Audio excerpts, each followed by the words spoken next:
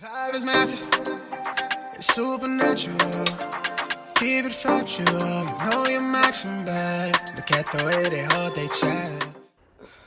Hey guys, welcome back. So this is the part 2 that I promised for the cat shirt. Right here, what we're doing is laying out our fabric. This is not the traditional way of laying fabric, but due to what we had and the way that our patterns were set up, they were both cut on fold, so I had to like accommodate that. There's nothing wrong with this, it's just that you would have to be very careful and knowing where your stretch grain is, and if your fabric has stretch both ways, it's fine, but if it's only stretch one way, you always want your stretch to be going widthwise, because that's where the mass of your body is, if that makes sense. So what I'm doing here is cutting the fabric out. Just have to be very careful around curves, because if you pull on the curves too much, it'll kind of like ruin your seam allowance and then make your pieces very inaccurate, so to speak. Yeah. So this is what it looks like after I cut them out, and this is what it looks like opened up. And here we are at the machine. So when you put your fabrics together, you want to make sure that it is right side to right side. So you'll be stitching with the inside of the garment facing you, if that makes sense. This is my shoulders. I'm showing you the shoulders here. You match your shoulders as well as your side seams, and you want to match the top to the bottom. If you have an irregular hem, I would suggest starting where it's most even, and that's at the armhole. So I'm gonna start at the armhole stitching this, and yeah, first I'm gonna pin it for you guys.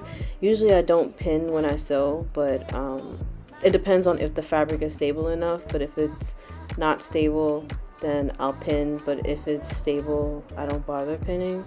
But just to show you guys the actual steps and how it should be, I'm pinning it for you guys. This quality sucks, I'm sorry. If you remember, a seam allowance is an inch, and so I'm going to stitch an inch.